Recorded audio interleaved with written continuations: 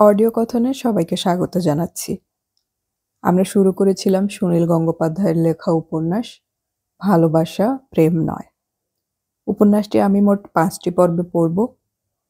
প্রথম 2টি পর্ব আমি আগেই পড়েছি এবং আপলোড করেছি। আজকের পর্বের ডেসক্রিপশন বক্সে আমি সেই 2টি পর্বের লিঙ্কও দিয়ে দিচ্ছি। আজকে আমি পড়ছি উপন্যাসটির 3য় পর্ব।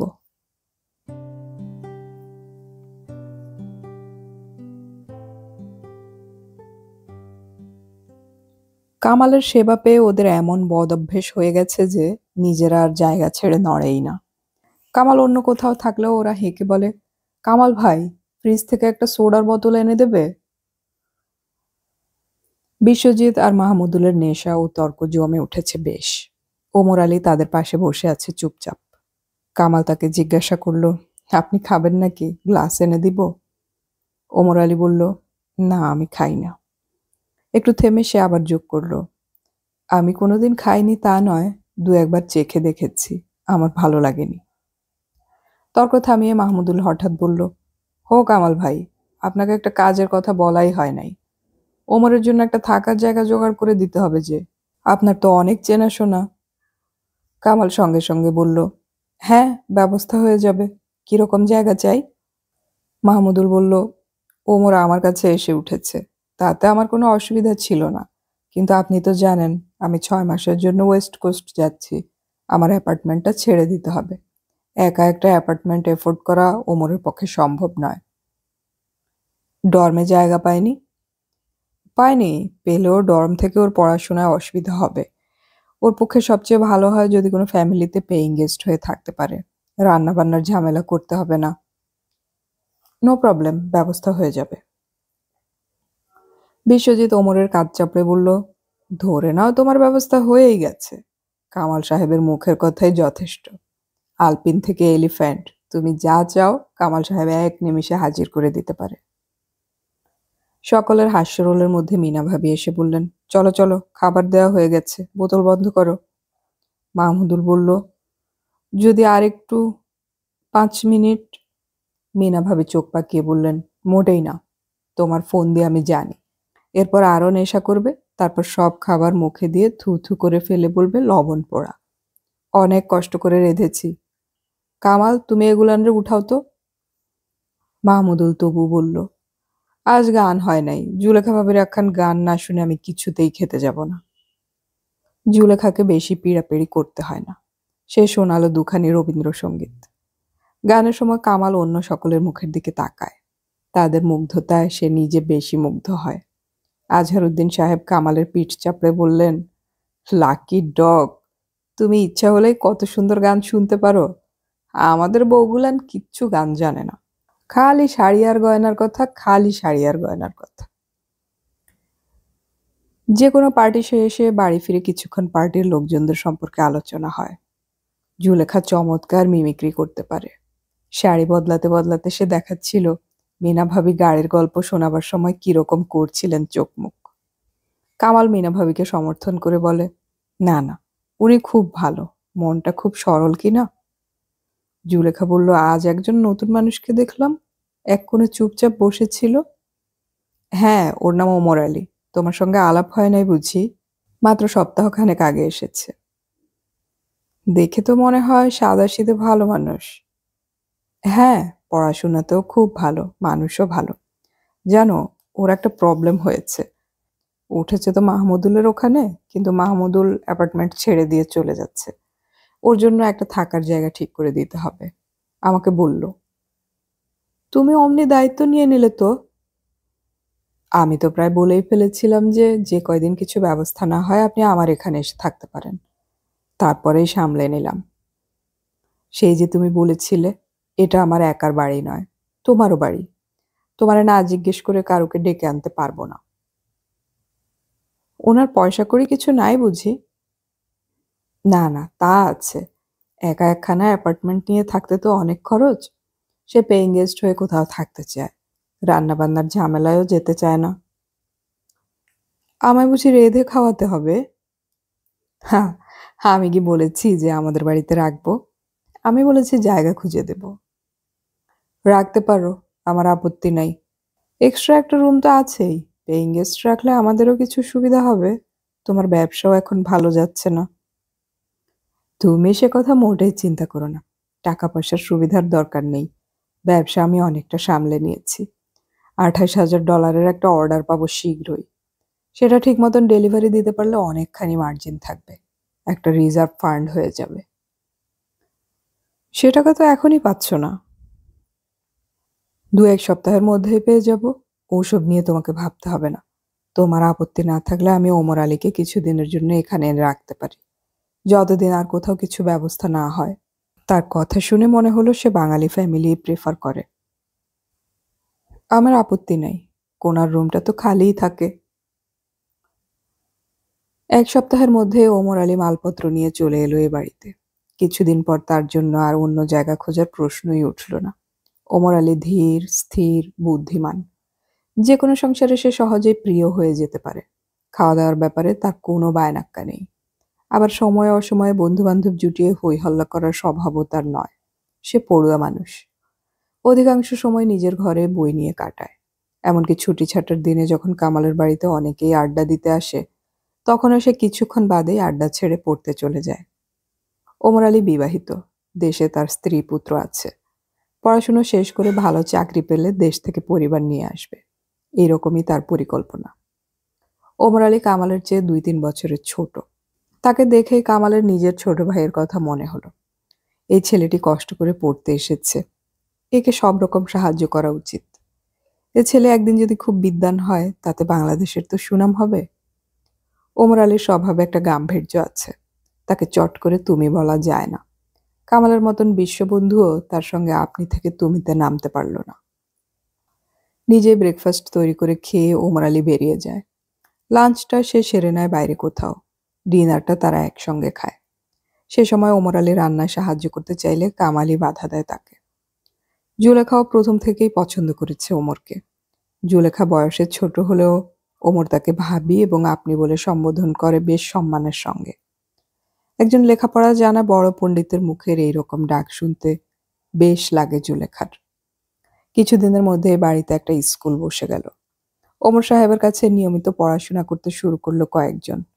তাদের মধ্যে যোগ দিল জুলেখা। হাশেম, বাদল, নাসিম, জাহানারা এইসব ছাত্রছাত্রীরা আসে। শুধু মিতা আসে না। সে নিজের কাজ নিয়ে বিব্রত। জুলেখা একদিন অভিযোগ করলো কামালের কাছে, মিতাটা বড় পাজি হয়েছে। পরশু ওরে ডাকলাম আমাদের এখানে, সবাই মিলে খাওয়া দাওয়া করব, তবুও আসতে রাজি হলো না। কামালও যোগাযোগ করলো মিতার সঙ্গে, কিন্তু সঠিক উত্তর না দিয়ে মিতা যেন এড়িয়ে গেল। ওমর সাহেবকে শহরের রাস্তাঘাট চেনাবার জন্য ছুটির দিনে তার ছাত্রছাত্রীরা একসঙ্গে বেরিয়ে পড়ে। পার্কে, মিউজিয়ামে যায়। এই দলের সঙ্গে জুলেখা বেশ ফুর্তিতে থাকে। অবশ্য ওই শখের স্কুলটি বেশি দিন স্থায়ী হলো না। ওমর সাহেব নিজের পড়াশোনা নিয়েই বেশি ব্যস্ত হয়ে পড়ল। দেশ থেকে দিন দিন আরও খারাপ খবর আসছে। নিত্য ব্যবহার্য জিনিসপত্রের দাম আকাশচুম্বী। প্রায় দুর্ভিক্ষের মতন অবস্থা। এত প্রিয় নেতা শেখ মুজিব সম্পর্কে সকলের অভিযোগ। তিনি দুর্নীতি দমনের তো কোনো চেষ্টাই করছেন না, বরং প্রশ্রয় দিচ্ছেন। তার সাঙ্গপাঙ্গরা যতই অন্যায় করুক, তিনি সেদিকে চোখ বুজে থাকেন।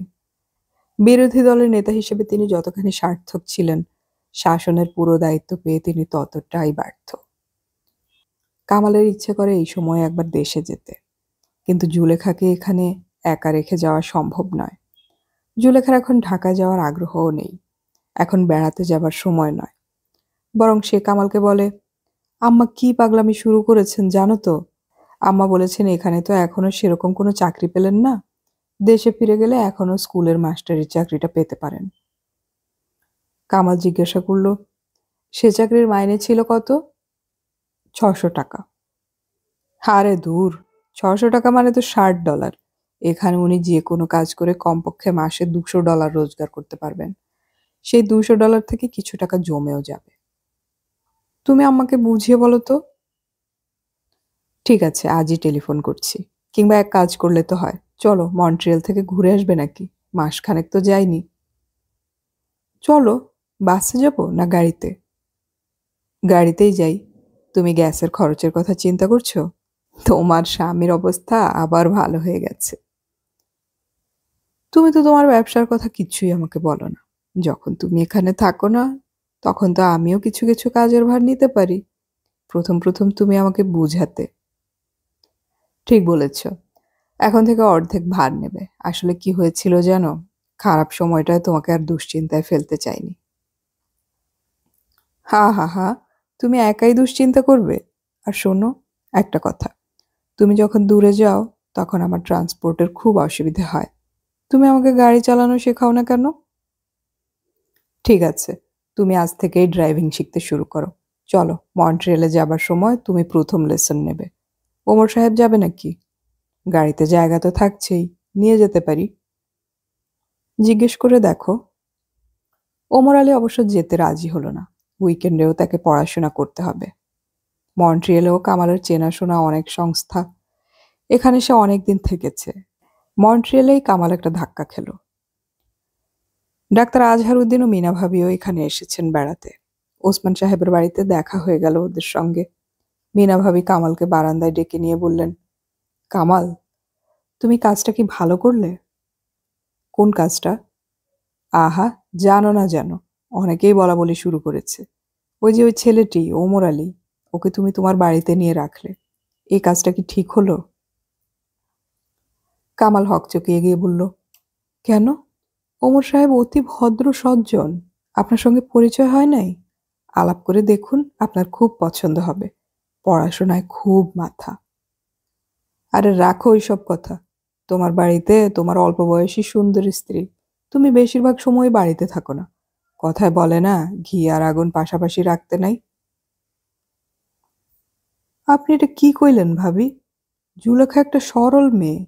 আমাকে সে নিজের প্রাণের চেয়েও বেশি ভালোবাসে। তার সম্পর্কে আপনি এরকম সন্দেহ করলেন? আর ওমর আলীও অতি ভদ্র, দায়িত্ববান। রাখো তো ওইসব কথা। কইলাম যে ঘি আর আগুন পাশাপাশি রাখতে নাই।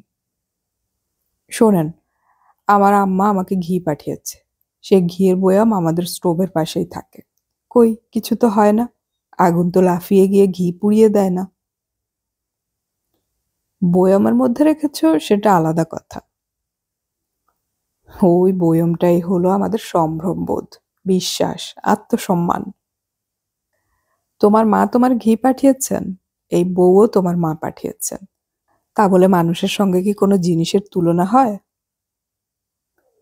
আপনি তো ঘি আর আগুনের তুলনা দিলেন। শোনো কামাল, আমি তোমারে সাবধান করে দিলাম। তুমি যদি আমার কথা শুনতে না চাও। ভাবি, মানুষকে এত অবিশ্বাস করা ঠিক নয়। ওমর আলী থাকার জায়গা পাচ্ছিল না, তাই আমি তাকে বাড়িতে থাকতে দিয়েছি। এটাতে আপনারা দোষ ধরছেন? জুলেখা আর আমার পরস্পরের প্রতি বিশ্বাস যদি ঠিক থাকে। আমার যা মনে হয়েছে তাই বললাম, এখন তুমি বিবেচনা করে দেখো। ভাবি, হঠাৎ আপনি আজ এই কথাটা কেন বললেন? আপনাকে কি আর কেউ কিছু বলেছে? না, আর কেউ কিছু বলে নাই। আমি তোমার ভালো চাই বলেই। নিশ্চয়ই, তা আমি জানি, আপনাকে আমি শ্রদ্ধা করি। কিন্তু আপনারা দেশে যে সোসাইটি দেখে এসেছেন, এখানে তো আমরা সেরকম ভাবে থাকি না।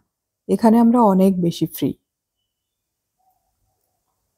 তোমার থেকে অনেক বেশি দিনই আমি এখানে আছি কামাল। তুমি আমাকে এখানকার সোসাইটির কথা শিখিও না। ঠিক আছে, তুমি যা ভালো বুঝবে তাই করবে। কামালের মনটা খানিকটা খিচড়ে গেল। মিনা ভাবি সম্পর্কে তার মনে সত্যিই একটা শ্রদ্ধা ভাব ছিল। কিন্তু মেয়েদের মন এত জটিল হয় কেন? নিজের দেশের একটি ছাত্রকে বাড়িতে আশ্রয় দিলেই কি আর আগুনের কথা উঠবে? ওমর আলীর বদলে কোনো মেয়েকে যদি বাড়িতে রাখা হতো, তাহলে কি মিনা ভাবি কামালের চরিত্র সম্পর্কেও সন্দেহ করতেন? কামালের মনে পড়ল মিতার কথা। মিতাকে সে একদিন রাস্তা থেকে গাড়িতে তুলে লিফট দিয়েছিল। তাতেই মিতা বলেছিল, তাদের পাশাপাশি এক গাড়িতে দেখলে চেনা মানুষেরা কুকথা রটাবে। আশ্চর্য! এদেশে থেকে এদেশের মানুষজনের জীবনযাত্রা দেখেও এদের মন পাল্টায় না। মিতা আর বেশি আসে না তাদের বাড়িতে। কেন? সেই রাতে জুলেখার পাশে শুয়ে কামালে প্রথমে খানিকটা ইতস্তত করে জুলেখাকে বলেই ফেলল কথাটা। সে কোনো কথা পেটে রাখতে পারে না। বিশেষত জুলেখার কাছে তো কিছুই লুকোয় না। হাসতে হাসতেই কামাল বলল কথাটা। জুলেখা দুঃখিত বা বিস্মিত হলো না। একটুক্ষণ চুপ করে থেকে সে বলল, আমাকেও একজন ওই কথা বলেছে। কে? তার নাম জানার দরকার নেই তোমার, তবে আমাদেরই একজন আপনজন। আম্মু? না না, আমার আম্মা কিছু বলেননি। এখানকার অন্য একজন। সে বলল কাজটা নাকি ভালো করনি তুমি। ও নাকি আমাদের সংসারে গন্ডগোল লাগাতে পারে। যে বলেছে সে কি ওমর আলীকে চেনে? না, কোনোদিন চোখেও দেখেনি। আশ্চর্য! একজন মানুষকে না জেনে শুনেও লোকে তার নামে অপবাদ দেয়। সব মানুষ কি একরকম হয়? মানুষের মধ্যে ভালো খারাপ আছে না? আমি অবশ্য কোনো মানুষকে একেবারে খারাপ মনে করি না। সবই নির্ভর করে পরিবেশের উপর। হ্যাঁ, আর কি বলল সে? ওই মিনা ভাবি তোমাকে যা যা বলেছেন সেই একই কথা। বললেন হিন্দুরা বাড়ির বউয়ের সঙ্গে অনাত্মীয় কারোর আলাপ করায় না পর্যন্ত। এখানকার হিন্দুদেরও কি সেরকমই দেখছে সে? গৌতম ব্যানার্জির স্ত্রী রত্না ব্যানার্জিকে কে না চেনে? গৌতমের চেয়ে রত্নাকেই বেশি লোকে চেনে। একবার একটা ফাংশনে নেচেও ছিল। শোনো, লোকে যদি বিশ্রী কথা রটায় তাহলে বরং ওমর সাহেবকে চলে যেতে বলাই ভালো। ওমরকে আমরা তাড়িয়ে দেব? কেন? কি দোষ করেছে সে? তাকে অন্য কোনো জায়গায় ঘর খুঁজে দাও। তাকে আমি কিভাবে চলে যেতে বলবো বলো? কোন কারণটা দেখাবো? বলবে যে ব্যবসার জিনিসপত্র রাখার জন্য আমাদের বেশি জায়গা লাগবে। কিছু মালপত্র নিয়ে এসে একদিন ডাইনিং রুমে জমা করো। তারপর বলবে আমাদের এখন দুখানা ঘরে কুলোয় না। জুলি, লোকে আজে বাজে কথা বলছে বলেই আমরা একজন নির্দোষ মানুষকে বিদায় করে দেব? ওমরকে আমি ছোট ভাইয়ের মতন মনে করি। আমাদের কাজে সে কত রকম সাহায্য করে, ঠিকঠাক পরামর্শ দেয়। তাহলে কি করবে? আমরা দুজনে যদি ঠিক থাকি তাহলে অন্য লোকের কথা গ্রাহ্য করব কেন? আমরা কি পরস্পরকে কোনোদিন অবিশ্বাস করতে পারি? লোকের কথা শুনলে আমার ভয় হয়। কি জানি, যদি অন্যায় অপবাদ দেয়। ধুর, ওসব কথা ছাড়ো তো। তোমার আম্মা তো বলেননি কিচ্ছু? আম্মা বলেছেন তোমাদের সংসার তোমরা যা ভালো বুঝবে তাই করবে। তবে একটি ছাত্রকে আশ্রয় দেওয়ার মধ্যে আমি তো দোষের কিছু দেখি না। এদেশে কত ফ্যামিলিতেই তো পেইং গেস্ট রাখে। আম্মু ঠিক বলেছেন। তিনি বুদ্ধিমতী। তার মধ্যে বাজে সংস্কার নাই। আমি আগেও অনেকবার বুঝেছি। আম্মু যখন নিষেধ করেননি তখন আমি অন্য লোকদের কথা গ্রাহ্যই করি না। ওমরকে আমি শুধু শুধু চলে যেতে বলবো না। ওমর সাহেব একদিন কি বলেছিলেন জানো? বলেছিলেন, ভাবি, আপনার সাথে আমার ভাই বোনের সম্পর্ক পাততে ইচ্ছে করে।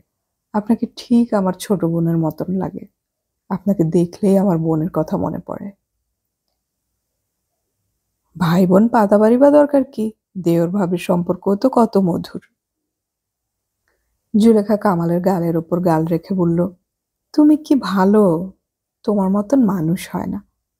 জানো, তোমার সঙ্গে যখন আমার বিয়ের কথাবার্তা চলছে তার ঠিক আগে শবে বরাতের দিন আমি সারা রাত জেগেছিলাম। মনে মনে বলেছিলাম যে আল্লাহ, ওই কামালের সঙ্গেই যেন আমার শাদী হয়। কামাল হাসতে হাসতে বলল, এই তুমি যে একদিন বলেছিলে আমার যে কোনো মেয়ের সঙ্গে বিয়ে হলেই তাকে আমি একই রকম ভালোবাসতে পারতাম, আর তোমারও অন্য লোকের সঙ্গে বিয়ে হতে পারতো। বলেছিলাম নাকি? কবে বলেছিলাম? অন্য কোনো মেয়ের সঙ্গে তোমার বিয়ে হলে আমি ঠিক তাকে মেরে ফেলতাম। তারপর দুজনে হেসে গড়াগড়ি খেতে থাকে। নিউ জার্সিতে একটা ট্রেড ফেয়ার হবে। তাতে অংশগ্রহণ করতে চায় কামাল। এখানে কিছু ভারতীয় জিনিসপত্রের চাহিদা রয়েছে। সেই সব জিনিস আনার জন্য কামালের একবার ইন্ডিয়া যাওয়া দরকার। জুলেখাকে রেখে যেতে হবে। জুলেখা আর ওমর আলী থাকবে। এই নিয়ে অন্য লোকদের জিভ একেবারে লকলক করে উঠবে। কামাল তা জানে। যার যা ইচ্ছে বলুক, তাতে কিছুই আসে যায় না। জুলেখা আর সে পরস্পরের কাছে সত্যবন্ধ। এ সম্পর্কে জুলেখাকে কিছু বললেই সেটা তার প্রতি অবিশ্বাস বলে মনে হবে। এবারেরই অন্য একটি অ্যাপার্টমেন্টে রফিকুল সাহেবরা থাকেন। তাদের দুই ছেলে মেয়ে, সিরাজুল আর বেবি। ছেলে মেয়ে দুটি প্রায়ই আসে জুলেখার কাছে। সিরাজুল তো কামালের খুব ভক্ত। সেও বড় হয়ে চাকরি না করে কামালের মতন ব্যবসা করবে ঠিক করেছে। বেবি এসে রোজ রাত্রে জুলেখার সঙ্গে শুতে পারে। সিরাজুলও ইচ্ছে মতন পড়াশোনা করার জন্য থাকতে পারে এখানে। কিন্তু কামালের ইন্ডিয়া যাওয়ার প্রস্তাব শোনা মাত্র জুলেখা বলল যে তাহলে ওই কদিন মন্ট্রিয়ালে গিয়ে তার মায়ের কাছে কাটিয়ে আসবে। আর ছোট ভাইয়ের পড়াশোনায়ও কিছুটা সাহায্য দরকার। জুলেখাকে মন্ট্রিয়ালে পৌঁছে দিয়ে কামাল চলে এলো ইন্ডিয়ায়। দিল্লি কলকাতা ঘুরে কয়েকদিনের জন্য গেল বাংলাদেশে। সেখানকার অবস্থা সত্যিই সংকটজনক। একদিকে দুর্ভিক্ষের মতন অবস্থা, অন্যদিকে রাজনৈতিক পরিস্থিতি রীতিমতন উত্তপ্ত। চতুর্দিকে অসন্তোষ। এরই মধ্যে আবার কিছু লোকের হাতে প্রচুর টাকা। তাদের বিলাসবহুল জীবনযাপন নবাব বাদশাদের মতন। বিরাট একটা যুদ্ধ সহ্য করবার পর অধিকাংশ দেশেই এমনই হয়। কামালের চেনা তরুণ ছেলেরা কামালকে ঘিরে ধরল, যারা সকলেই বিদেশে চলে যেতে চায়, কিন্তু সুযোগ পাচ্ছে না। কামাল তো ইচ্ছে করলেই তাদের সাহায্য করতে পারে। কামাল বিভ্রান্ত বোধ করে। দেশের ভালো ভালো ছেলে সবাই যদি বিদেশে চলে যায়, তাহলে দেশটা চলবে কি করে? দেশের কথা কেউ এখন চিন্তা করে না। আপনি বাঁচলে বাপের নাম।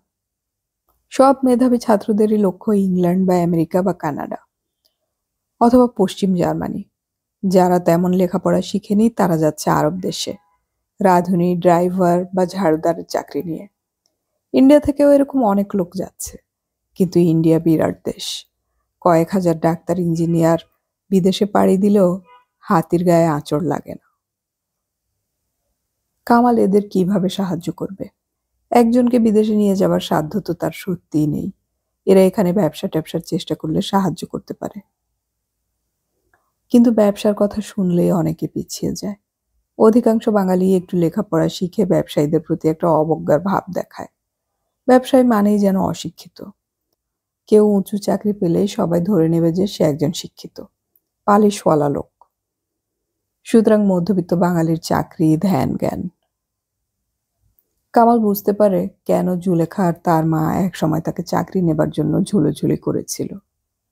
কেউ কেউ মিনমিন করে বলে, কামাল ভাই, আপনি বিজনেসের কথা বলতেছেন, ব্যবসা করতে তো ক্যাপিটাল লাগে। আমরা সেই ক্যাপিটাল পাবো কোথায়? আপনার মতন তো আমাদের বাড়ির টাকা নাই। কামাল হাসতে হাসতে বলে, আমি বাড়ির টাকা নিয়ে বিজনেস করতে যাই নাই। কত টাকা লাগে মনে করো তোমরা? 100 টাকা দিয়েও বিজনেস শুরু করা যায়। সেই টাকাও নাই তোমাগো? ঠিক আছে, আমি প্রত্যেককে 100 টাকা করে লোন দিব। কি করতে হবে তাও বলে দিব। কাজ শুরু করবে? কেউ সেই 100 টাকা নিতে এগিয়ে আসে না। কামালদের বাড়ির 2-3খানা বাড়ি পরেই থাকে তার দূরসম্পর্কের এক দিদি। এই দিদির ছেলে ফজল মাহমুদকে কামাল ছেলেবেলা থেকেই খুব ভালোবাসে। ফজলের ডাকনাম টাইগার। ছোটবেলা থেকে সে অতি দুরন্ত।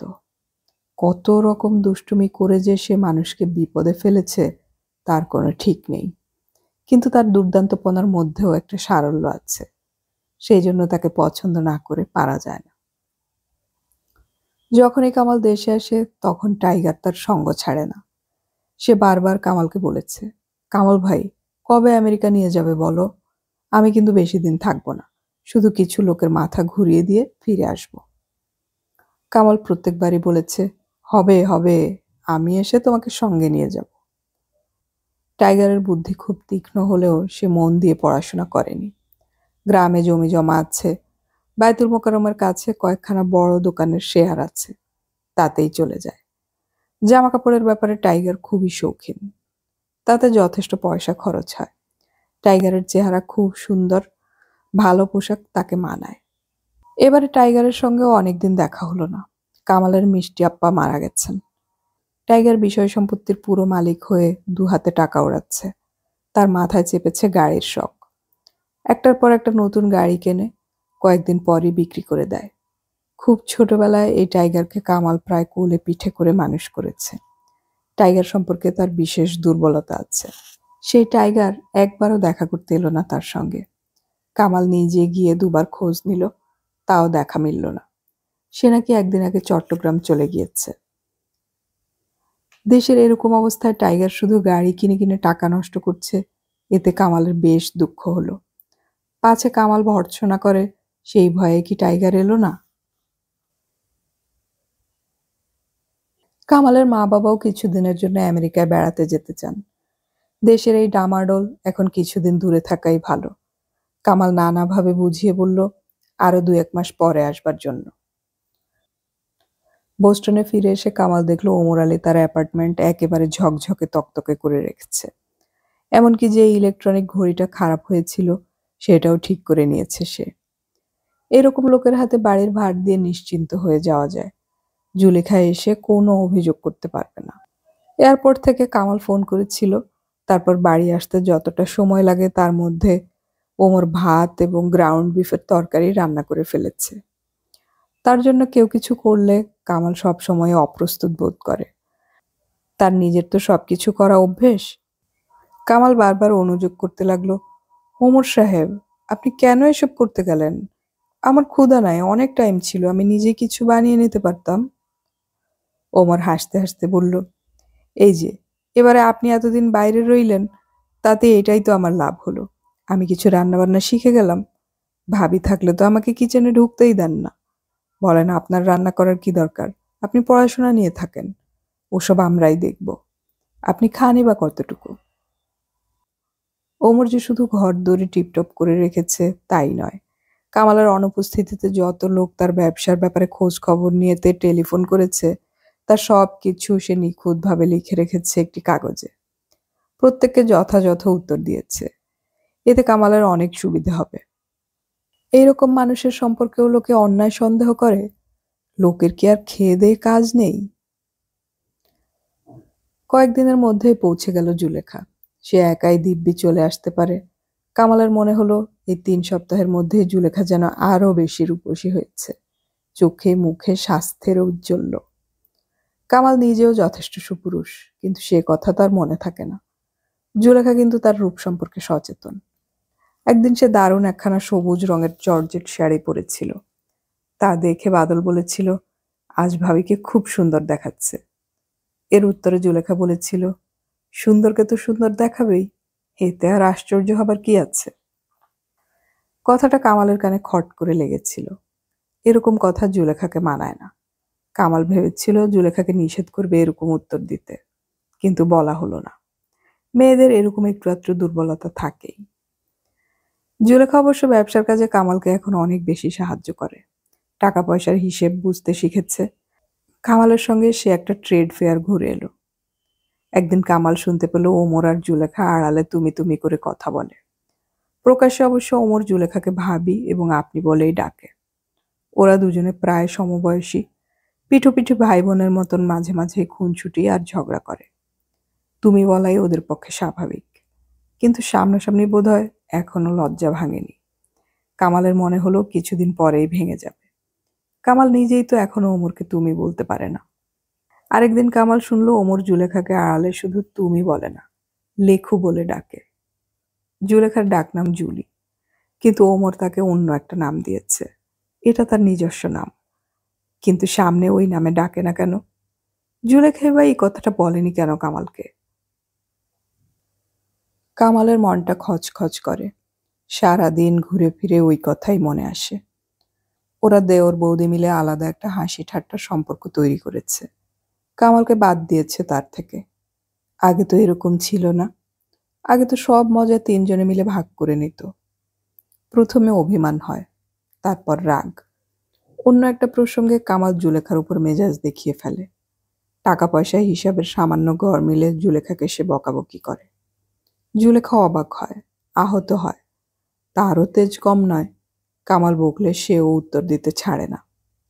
দুদিন বাদে কামালের আত্ম উপলব্ধি হলো। সে কি জুলেখাকে সন্দেহ করছে? তার কি মনে ঈর্ষা জন্মেছে? ছি ছি, এটা তো ঠিক নয়। বিশ্বাসের ওপরেই তো মানুষের সম্পর্ক দাঁড়ায়। জুলেখা আর সে পরস্পরকে বিশ্বাস করে, এই ব্যাপারে তো তারা প্রতিশ্রুতিবদ্ধ। সময় হলে জুলেখা তাকে ঠিকই বলবে। আগে থেকেই সে জুলেখাকে অন্যায় সন্দেহ করছে। একদিন ওমর বলল, কামাল সাহেব, একটা কথা বলবো। আপনার কি টাকার টানাটানি চলছে? কামাল অবাক হয়ে বলল, কই না তো। তারপর একটু হালকা করে বলল, কেন, আপনার খাওয়ার কিছু অসুবিধা হচ্ছে নাকি? জুলি বুঝি আপনাকে ঠিক মতন খাওয়াচ্ছে না? আপনি শ্রিম্প ভালোবাসেন? না না, খাওয়ার কথা হচ্ছে না। খাবার আমি খুব ভালোই পাই। আপনি টেলিফোনে একজনের সঙ্গে বলছিলেন। সরি, আমি ওভার হিয়ার করে ফেলেছি। আমি তখন কাবার থেকে একটা জিনিস খুঁজছিলাম। ও সিরিয়াস কিছু না। আপনি বলছিলেন যে ক্যাশ টাকার অভাবে আপনার একটা জরুরি কাজ আটকে যাচ্ছে। একটা ব্যাংক ড্রাফট পাবার কথা, সেটা এসে পৌঁছায়নি কিনা?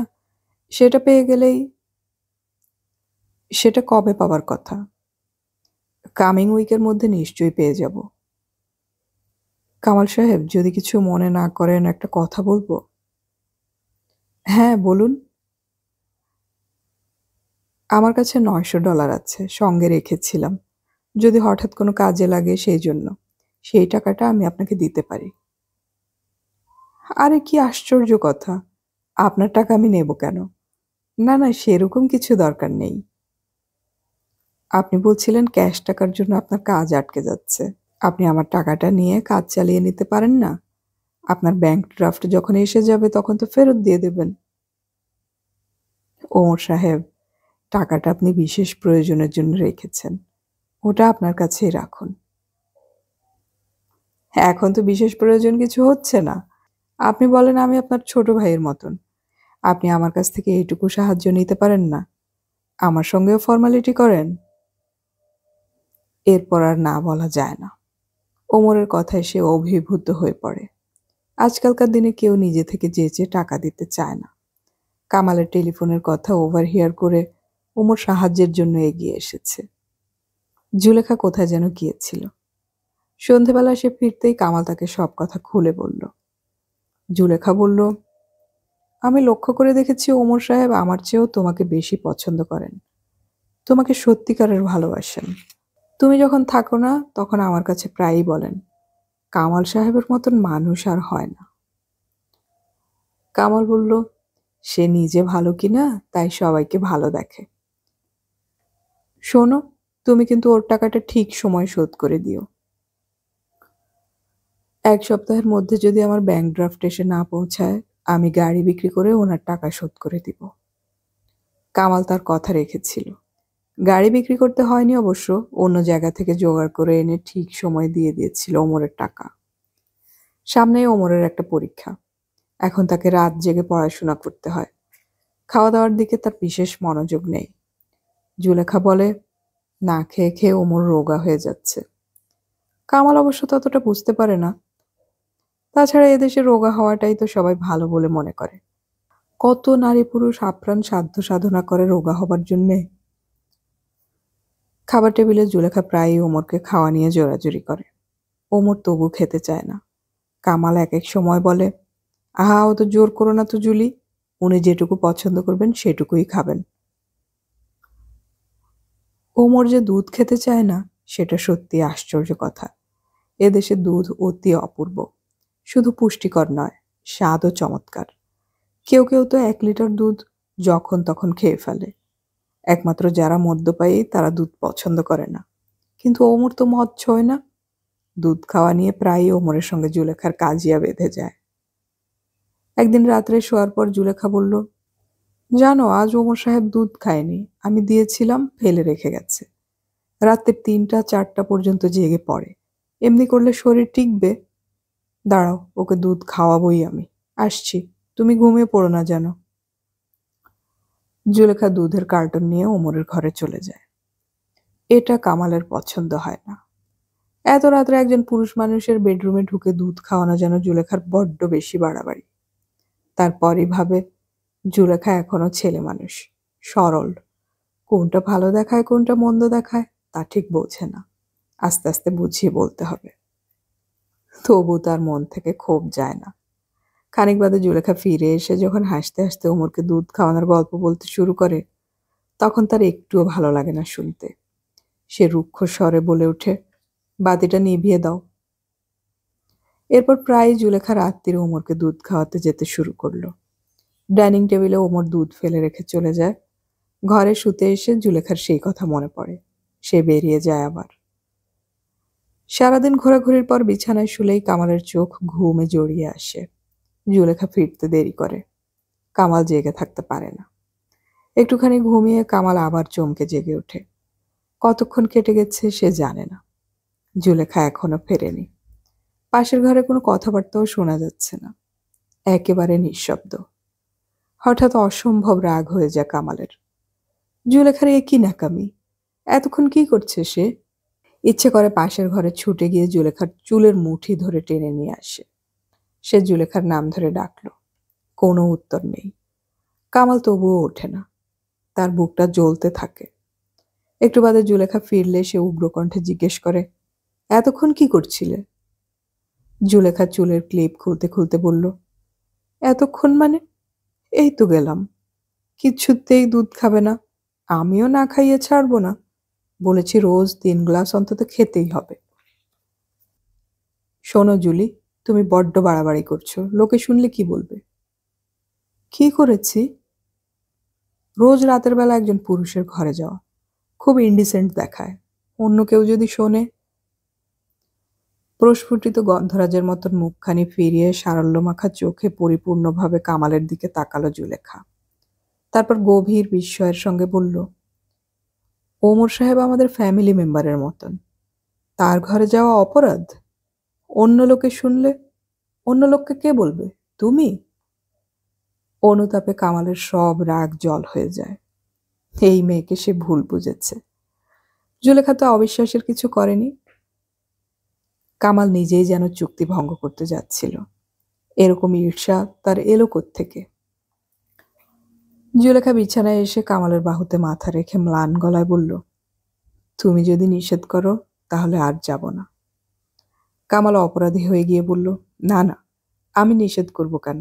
বলছিলাম যে রাত্রির বেলা ওর পড়াশোনার সময় ডিস্টার্ব না করে আগেই যদি খাইয়ে দিতে পারো। তবু কামালের মন থেকে একেবারেই ক্ষোভ মুছে যায় না। অবিশ্বাস নয়, ঈর্ষা নয়, অন্য একটা অনুভব। এবারে দুজন পুরুষ মানুষের মধ্যে জুলেখা এখন ওমরকে বেশি যত্ন করছে। কামালও মাঝে মাঝে দুধ খেতে ভুলে যায়। কামাল পরীক্ষা দিচ্ছে না বটে, কিন্তু তাকেও তো সারাদিন বিস্তর খাটাখাটনি করতে হয়। জুলেখা তো তাকে দুধ খাওয়ার জন্য জোর করে না। কয়েকদিন বাদেই চিঠি এলো। কামালের মা বাবা আসছেন। চিঠি পড়ে জুলেখা বললেন, এই সময়ে আসছেন? এখন ওমর সাহেবের পরীক্ষা, এখন যদি বাড়ি ভর্তি লোক থাকে। তুমি লিখে দাও না আর কিছুদিন পরে আসতে। কামাল একটু কঠিন হয়ে গিয়ে বলল, শোনো জুলি, আমার আব্বা আম্মা আমার বাড়িতে আসতে চাইছেন। আমি কি অন্য লোকের জন্য তাদের বারণ করতে পারি? তারা জানেনই না যে আমাদের এখানে পেইং গেস্ট রয়েছে। জুলেখা বলল, আমাকে তাহলে কিছুদিনের জন্য মন্ট্রিয়াল পাঠিয়ে দাও। সে কি? কেন, কিছুদিন ঘুরে আসি না? কি পাগলের মতো কথা বলছো? তোমার শ্বশুর শাশুড়ি অত দূর থেকে আসবেন, আর তুমি সে সময় থাকবে না? আমার এখানে থাকতে ভালো লাগছে না। ওরকম জিদ্দির মতো কথা বলো না তো, তুমি অত বাচ্চা নও। তুমি আজকাল আমাকে প্রায় ধমকে ধমকে কথা বলো। Sorry, I am sorry. না, আমি তোমাকে বকিনি, কিন্তু তুমি বোঝার চেষ্টা করো। এই সময় কি তোমার চলে যাওয়া ভালো দেখায়? কি যে ভালো দেখায় আর কি যে মন্দ দেখায় তা আমি বুঝি না। যথাসময়ে কামালের বাবা মা এসে পড়লেন। বাবার যথেষ্ট বয়স হয়েছে। একসময় তিনি প্রচুর পরিশ্রম করে একটি বিশাল পরিবার প্রতিপালন করেছেন, অনেক সম্পত্তিও করেছেন। এখন নিরালায় চুপচাপ থাকতে চান, বাইরের ব্যাপারে বিশেষ মাথা ঘামান না। কামালের মা একটি একান্নবর্তী পরিবারের কর্ত্রী। অনেক দিক সামলে চলতে হয় তাকে, সব দিকেই তার নজর। তিনি মানুষের মুখ দেখেই তার চরিত্র সম্পর্কে একটা ধারণা করে নেন। প্রথম নজরেই তিনি ওমরকে অপছন্দ করলেন। ওমরের ব্যবহারের কোনো ত্রুটি নেই। বয়স্কদের সঙ্গে সে বিনীতভাবে সম্মান দিয়ে কথা বলে, কিন্তু তাতেও কামালের মায়ের মন গলল না। প্রথম দিনেই সন্ধেবেলা মা কামালকে আড়ালে নিয়ে গিয়ে বললেন, আরে তুই এটা কি করেছিস? বাড়িতে আরেকটা সমর্থ পুরুষ ঢুকিয়েছিস? ও যে তোর সংসারের সর্বনাশ করবে। কামাল মিটিমিটি হাসতে লাগলো। তার মনে পড়ল মিনা ভাবির কথা। সব মহিলাদের মনের গড়নে কি একরকম? এরা কি নারী পুরুষের একটি সম্পর্কের কথাই শুধু চিন্তা করতে পারে? মা বললেন, ঘি আর আগুন কেউ পাশাপাশি রাখে? বোকা ছেলে, আমি ভাবলাম এদেশে এসে বুঝি তোর বুদ্ধিশুদ্ধি হয়েছে। কামাল আবার হাসল। ঘি আর আগুন, ঠিক মিনা ভাবির ভাষা। তুই দাঁড়িয়ে দাঁড়িয়ে বলদের মতো হাসছিস কেন? আমার কথা তোর কানে যাচ্ছে না? আম্মা, তুমি ভুল করছো। ওমর অতি ভালো ছেলে, আমাকে অনেক সাহায্য করে। রাগ তো তোর ভালো ছেলে, ওসব আমার ঢের দেখা আছে। ওরা হলো ঘাসের ভিতর সাপ, উপকার করে, ওই উপকারের ছুতোতেই তোদের সংসারে আগুন লাগাবে। আম্মা, কয়েকদিন থাকো, ছেলেটিকে ভালো করে দেখো। হ্যাঁ, আগেই এত কঠিন কথা বলছো কেন? মানুষকে কি প্রথম থেকেই অবিশ্বাস করতে হয়? আমার আর বেশি দেখার দরকার নাই। তোমার বউকেও আমি ঠিক বিশ্বাস করি না। ঢাকায় যা কাণ্ড হতে যাচ্ছিল, ভাবলেও আজও আমার বুক কাঁপে। ঢাকায় কি কাণ্ড হতে যাচ্ছিল? জুলেখা কিছু করেছিল? করে নাই আবার? আমি বারবার আল্লাহকে ডেকেছি, হে আল্লাহ, একটা কেলেঙ্কারি যেন না হয়। বিয়ের পর তুমি যে কয় মাস বউকে নিয়ে যাও নাই, ততদিন আমি ভালো করে ঘুমাতেও পারি নাই। তুমি কি বলছো আম্মা? জুলেখা কি করেছিল? তুমি তো আমাকে কোনোদিন একটুও আভাস দাও নাই। এই যে কিছুদিন আগে দেশে গেলাম, ভেবেছিলাম সব চুকে বুকে গেছে, আর তোমার কিছু বলে কাজ নাই। তুমি শুধু শুধু দুঃখ পাবে। এখন এখানে এসে দেখি আরে কাপড় জুটেছে। জুলেখা কি করেছিল খুলে বলো। ওই যে তোমার পেয়ারের টাইগার, যাকে তুমি মাথায় করে নাচো, সে ঘন ঘন আসতো বাড়িতে। তার সঙ্গে তোমার বউয়ের আশনাই হতো। সে কি নির্লজ্জ ঢলাঢলি! আমি টাইগারকে বকেছি, তোমার বউকেও বকেছি। তবু কি শোনে? লোক জানাজানির ভয়ে আমি বেশি চেঁচামেচিও করতে পারি নাই। কামালের মাথা ঝিমঝিম করতে লাগলো। টাইগার, যে টাইগারকে সে বাচ্চা বয়স থেকে দেখছে, কত আদর করেছে, কত জিনিসপত্র দিয়েছে। কামাল ভাই বলতে যে অজ্ঞান ছিল, বিশ্বাসঘাতকতা করেছে তার সঙ্গেও। হেও কি সম্ভব? জুলেখা একদিনও ঘুণাক্ষরেও বলেনি টাইগারের কথা। প্রথম প্রথমে এসে যে কাঁদতো, সে কি টাইগারের জন্য? কিন্তু জুলেখা তো প্রথম দিনেই কামালকে বলেছিল তাকে তাড়াতাড়ি ঢাকা থেকে বোস্টনে নিয়ে যেতে। এখানে এসেও তো সে একবারও আর ঢাকায় যেতে চায়নি। তাহলে? কামাল বিমূঢ় ভাবে বলল, আম্মা, তুমি এসব কি বলছো? এ হতেই পারে না। আমি কি তোকে মিছে কথা বলছি? জুলেখা ভালো মেয়ে, তুমি নিজে তাকে পছন্দ করে এনেছো। দেখে শুনে তো ভালোই মনে হয়েছিল, পরে বুঝেছি ওর মায়ের শিক্ষা ভালো নয়। ওর মায়ের আবার কি দোষ দেখলে? অত কথা এখন থাক। সেখানে যা হয়েছিল তা তো চাপা পড়ে গেছে, এখন এটাকেও সরাও। চাপা পড়ে গেছে মানে? আমি সব শুনতে চাই। শোন, বউয়ের হয়তো অতটা দোষ ছিল না। টাইগারই প্রথমে গায়ে পড়ে ভাব করেছে, তারপর দুজন দিনরাত গুজুর গুজুর ফুসুর ফুসুর। জুলেখা ঢাকা ছেড়ে চলে আসার জন্য ব্যস্ত হয়ে পড়েছিল, আর বেশি দিন থাকলে চারদিকে ঢি ঢি পড়ে যেত। এখানে এসেও তো সে টাইগারকে চিঠি লিখেছে। কে বলল তোমাকে? টাইগার নিজেই বলেছে। আর কে বলবে? তার তো লজ্জা শরম বলতে কিছু নেই। সে তো গাড়ি কেনে আর এইসব করেই বেড়ায়। মিথ্যে কথা, এই সব মিথ্যে কথা। অত জোরে চেঁচাবি না কামাল। আমি তোকে যা বলি শোন। ঢাকায় যা হয়েছে তা হয়েছে, সেসব মন থেকে মুছে ফেল। এখানে তোরা সুখে শান্তিতে থাকলেই আমাদের সুখ। ঘরের মধ্যে দুধ কলা দিয়ে সাপ পুষিস না। ওমরের কোনো দোষ আমি দেখি নাই। বাবা এসে পড়ায় এই আলোচনা থেমে গেল। ঘর থেকে বেরিয়ে গেল কামাল। তার বুকের মধ্যে তোলপাড় করতে লাগলো। মুখখানা বিবর্ণ হয়ে গেছে। টাইগার, টাইগার এরকম করতে পারে? তার বিশ্বাস হয় না। জুলেখা তার কাছে এত সব গোপন করে যাবে? তার বিশ্বাস হয় না। বিয়ের পর সে ঢাকায় বেশ কয়েক মাস ছিল। নিয়মিত সে কামালকে চিঠি লিখেছে। প্রায় প্রত্যেক চিঠিতেই ছিল কামালের সঙ্গে মিলনের ব্যাকুলতা। তা কি মিথ্যে হতে পারে? না। জুলেখাকে কি এ সম্পর্কে কিছু জিজ্ঞেস করা যায়? কামাল ভেবে দেখলো এখন উচিত হবে না। আব্বা আম্মা চলে যাক আগে। এখন কয়েকটা দিন সব দিক সামলে অতি সূক্ষ্ম তারের ওপর ব্যালেন্স করে হাঁটতে হবে। ওমর আলীকে সে কিছুতেই চলে যেতে বলতে পারবে না। ওমর নির্দোষ। তার প্রতি আম্মা যদি হঠাৎ খারাপ ব্যবহার করেন, সেটা খুব অন্যায় হবে। সব সময় আম্মাকে চোখে চোখে রাখা দরকার। ওদের নিয়ে বাইরে বাইরে বেড়াতে হবে। পরপর কয়েকটা দিন কামাল লক্ষ্য করলো জুলেখা যেন তার আম্মা আব্বাকে এড়িয়ে এড়িয়ে চলে। কেমন যেন ছাড়া ছাড়া ভাব। ঠিক অযত্ন করে না, নানা রকম রান্না করে, কিন্তু শ্বশুর শাশুড়িকে বাড়ির বড় বউ যেমন বেশি বেশি খাতিরের ভাব দেখাবার কথা, তেমন কোনো ভাব নেই। কখনো 5 মিনিট দাঁড়িয়ে কথা বলে না, কাটা কাটা উত্তর দেয়। অথচ ওমরের সঙ্গে কথা বলার সময় তার চোখ মুখ ঝলমল করে ওঠে, গলা দিয়ে অন্তরঙ্গ সুর বেরিয়ে আসে। এটাই তার স্বাভাবিক ব্যবহার। কিন্তু কামাল বোঝে যে আম্মা এটা পছন্দ করবেন না। রাত্রে শুতে এসে কামাল হালকা সুরে বলল, এই শোনো, এখন কয়েকটা দিন তুমি যেন ওমর সাহেবের বেডরুমে দুধ খাওয়াতে যেও না। জুলেখা রেগে গেল, ঝংকার দিয়ে বলে উঠল, কেন যাব না কেন? আমার যদি ইচ্ছে হয় যাব। জুলি, এরকম কথা বলছো কেন? আব্বা আম্মার বয়স হয়েছে, ওদের সামনে একটু সামলে সামলে চলতে হয়।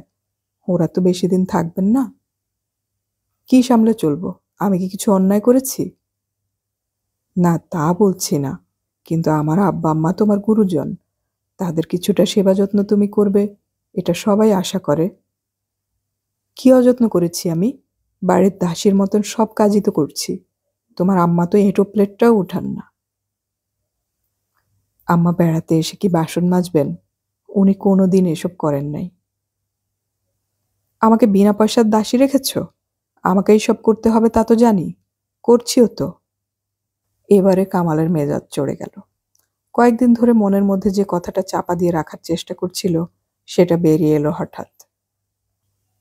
ঢাকাতে টাইগারের সঙ্গে তোমার কি হয়েছিল? কে? টাইগার। তাকে চেনো না এমন ভাবভঙ্গি দেখাচ্ছ? আমাদের কয়েকখানা বাড়ি পরে থাকে, আমার এক দিদির ছেলে।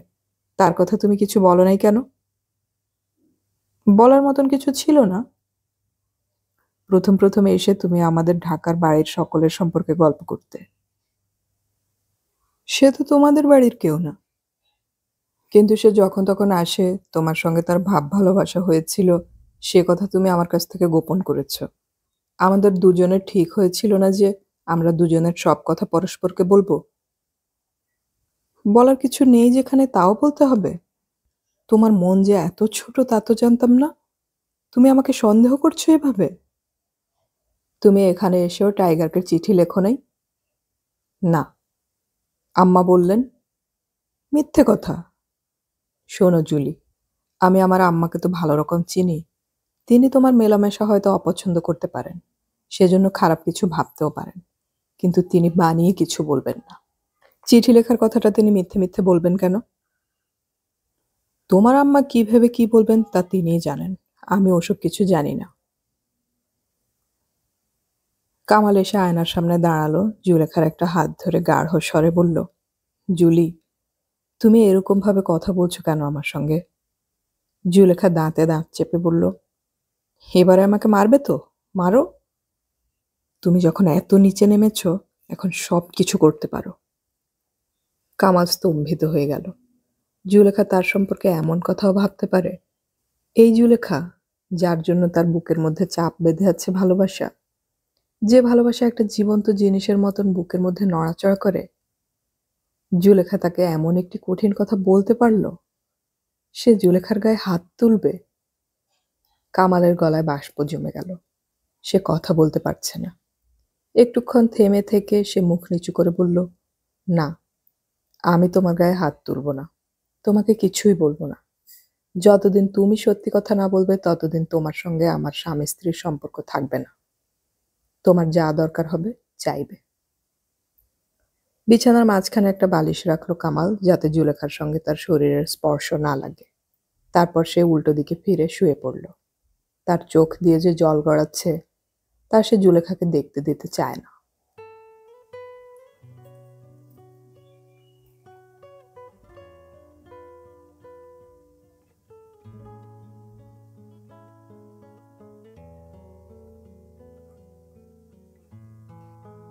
এতক্ষণ আমি পড়ে শোনালাম সুনীল গঙ্গোপাধ্যায়ের লেখা উপন্যাস ভালোবাসা প্রেম নয় এর ৩য় পর্ব।